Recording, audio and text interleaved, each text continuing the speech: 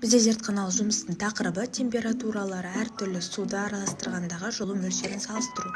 Бізге бұл жерде керекті құрал-жабдықтарға мензурка, термометр, зертханалық калориметр және ыстық және салқын су керек. Бірінші, мензуркаға белгілі бір мөлшерде, мысалға 100 мл көлемінде мен ыстық суды құйып аламын. Содан барып оны калориметрге құйып, термометр көмегімен температурасын анықтап аламын. Ыстық судың анықталған температураны мен параққа жазып аламын. Содан барып мен қайтта мензуркаға сол 100 мл көлемінде салқын суды құйып, оның да температурасын анықтап аламын. Анықталған салқын судың температурасын параққа жазып аламын.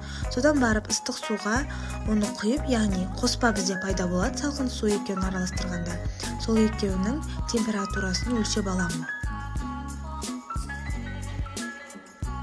Содан барып бізде мына жерде көрсетілгендей ыстық судыкі бізде 65 градус болды, салқын судыкі 8 градус болды. Мен екеуін бірдей мөлшерде алдым, яғни мысалға массасы 100 граммға тең. Қоспаны араластырғандағы мен өлшегендегі градус 37 болды.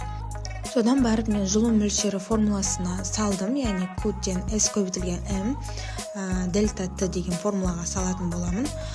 Сонда менде бірінші жылу мөлшері мен екінші жылу мөлшері бір-біріне жуықтас болып шығады.